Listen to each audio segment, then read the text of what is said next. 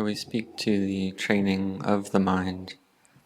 We speak to samadhi, this quality of collectedness or unification of mind. And it's possible to build this quality of samadhi to the point of jhana or absorption. And speaking of the form level of jhana, or the form jhanas, there are 16 levels of the Brahma world corresponding to the form jhana, to the first jhana, the second jhana, the third jhana, and the fourth jhana. And there's 12 initial levels to the Brahma world corresponding to these four jhanas. And then there's the Lokuttara level, the level beyond going beyond the world. And then in terms of the form realm, the last 5 levels of the form world are the Pure Abodes, where anagamis get reborn. And there are 5 of these: the Aviha, Atapa, Sudasa, Sudasi, and Akanita levels of the Pure Abodes. So this is about jhana. So the mind that has practiced, or the mind that's been trained, is able to reach these levels of absorption. But we see that when we come to train our minds, that the mind is thinking without ceasing, getting lost in all the different sense impressions of the 6 senses. But if we practice to train our minds in collectedness, then we can realize these states of jhana. The mind needs stillness and realizes the 5 jhanic factors of applied thought, sustained thought, rapture, bliss, and one-pointedness. And firstly, one realizes the first jhana. And the energy or strength of the first jhana, using that strength and energy from the first jhana, the mind can then contemplate the body, can see the body as impermanent, stressful, and not self. This is something that's possible. And the mind can change to being a noble mind, a noble being, which is a mind that doesn't get reborn in the lower realms, and at most has 7 lifetimes left in the realm of rebirth. So we train ourselves in this peacefulness, in this samadhi, become more and more peaceful. And in this first jhana, then one is not seeking happiness only in jhana, but we become peaceful more and more. We can realize the second jhana, which is more subtle and gives even more energy to the mind to give rise to even more wisdom according to its level. Then one can realize Sakadagami, the level of enlightenment of once returner. And when the samadhi is full, then one can realize Anagami, the level of non-returner, the 3rd level of enlightenment. And Anagamis are reborn in the Pure Abodes, as mentioned before. So this is about jhana. But in the beginning of our Dhamma practice, we're not able to reach these levels. The mind is thinking and proliferating. So we have to train our minds and train them in samadhi. And at first it might just be a little bit, which we can call khanika samadhi, momentary concentration, up to upajjhara samadhi, a neighborhood concentration. And this upajjhara samadhi is not yet jhana, but it's close. And this khanika samadhi, a momentary collectedness, we can listen to the Dhamma, have rapture arise, and contemplate the Dhamma, have rapture and happiness arise.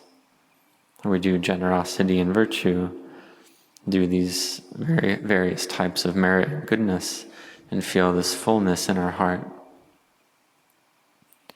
Or we recollect the Buddha and feel at ease, feel fullness in our hearts and minds.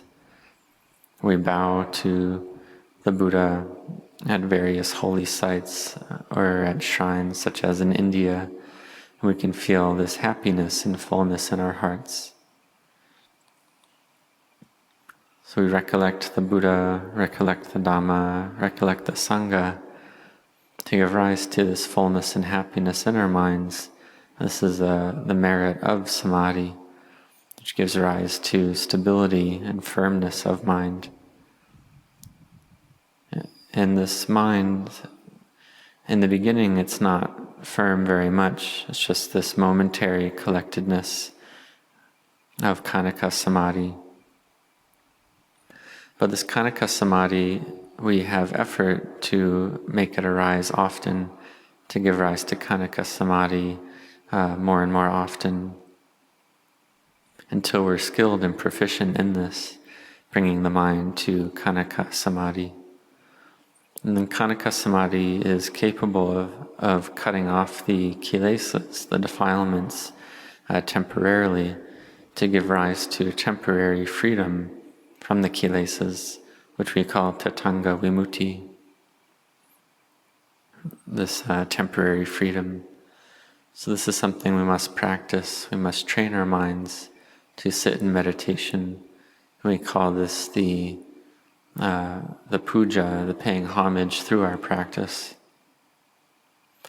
But perhaps we've not yet realized insight, knowledge, not yet realized jhana. But this practice is something we do. It's a form of study, a form of learning. We keep training until we're skilled in it.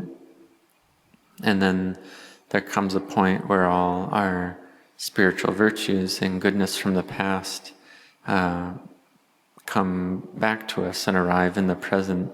Then we're able to reach these insight knowledges and jhanas.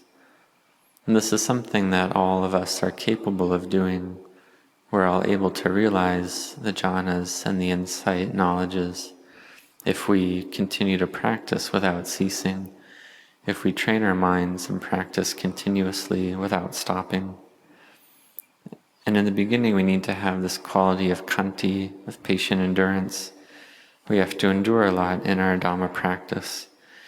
We do the sitting meditation, walking meditation, until our samadhi is firm and stable. But in the beginning, the samadhi is not very much, and the practice is something that's difficult to do. So we have to have virtue, this quality of sila, as our foundation. And if practicing virtue is difficult, then we practice a lot of generosity, do a lot of dana. And then the merit and goodness of practicing generosity lifts up our hearts and minds to feel at ease and peaceful. We help society, we do chanting, do meditation, we do all the various forms of merit and goodness. And when these forms of merit give fruit, then our virtue will be full and complete. And when our virtue is full and complete, this is a cause for the mind to be peaceful, a cause for samadhi to arise. And when samadhi is stable, the mind gives rise to peacefulness, then the result is wisdom arising, vipassana arising, this quality of clear seeing.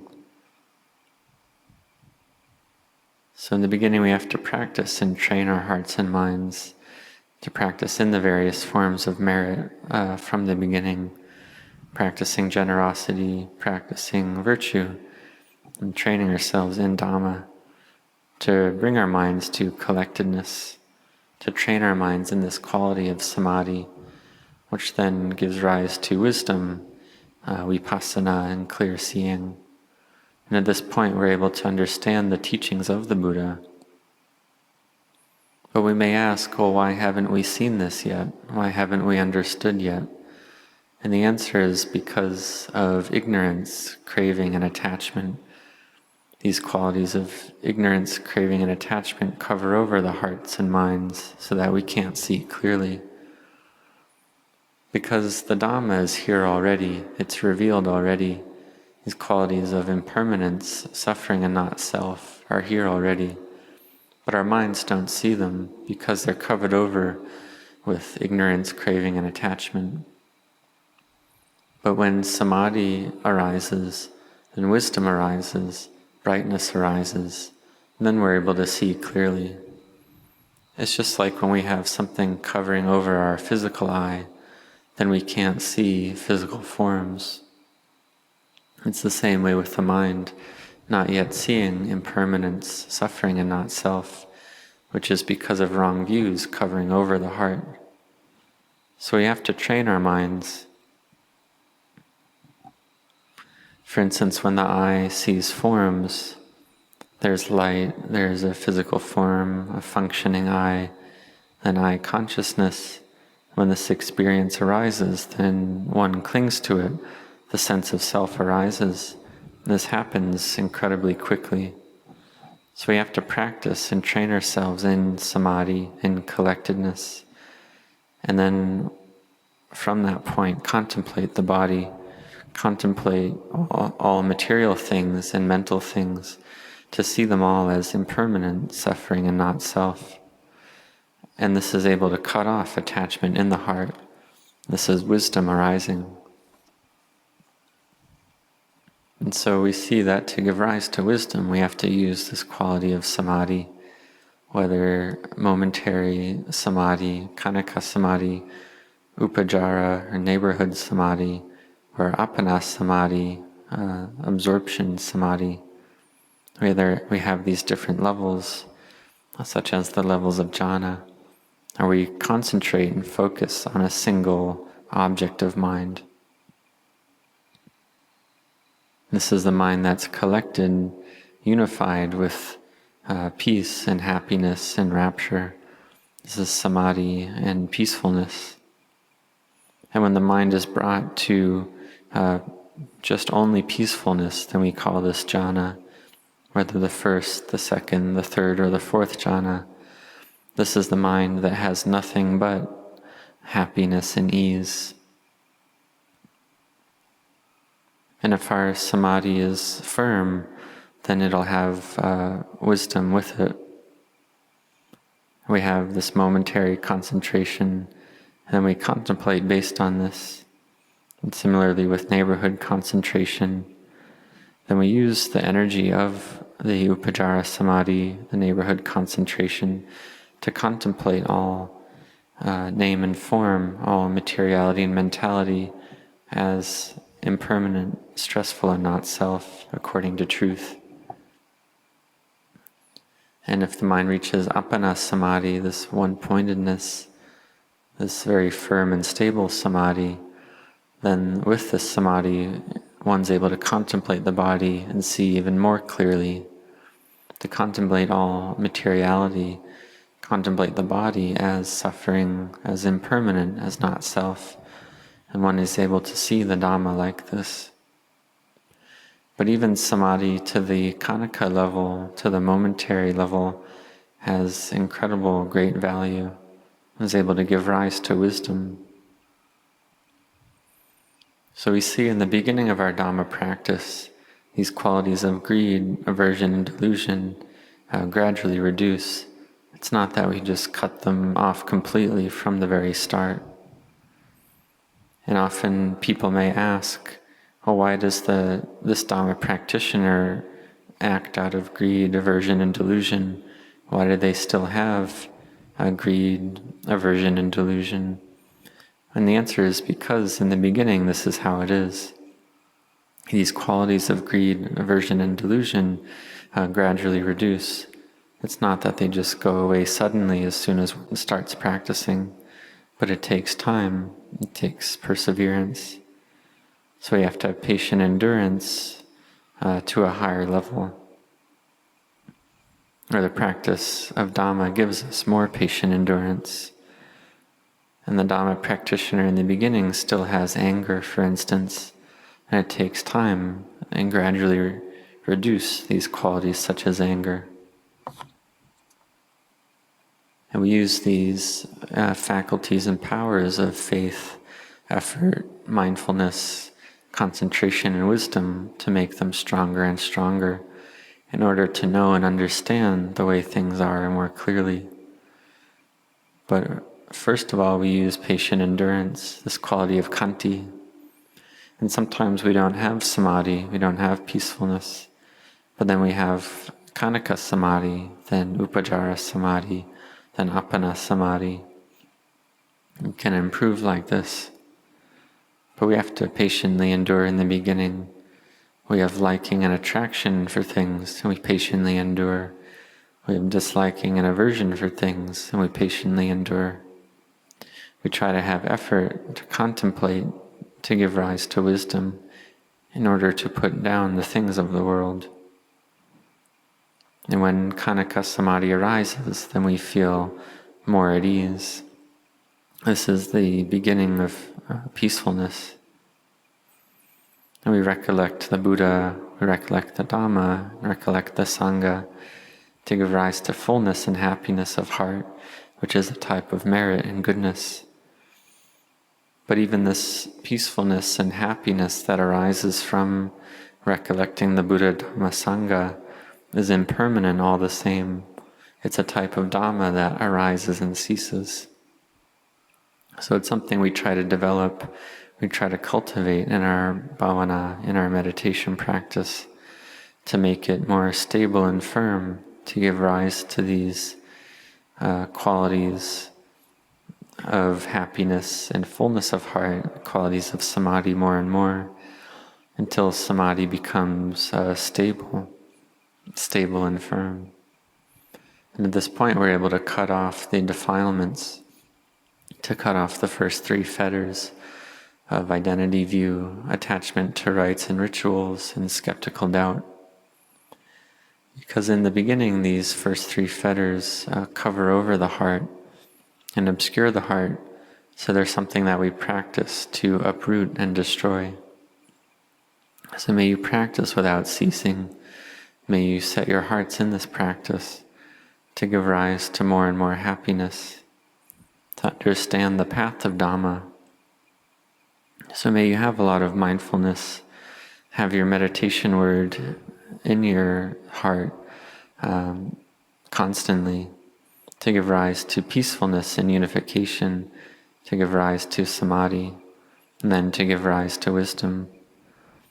And if one has a job and has work and has a family, one's still able to practice. Try to have mindfulness in your life throughout the day. So may you all grow in the Dhamma practice. May you all grow in blessings.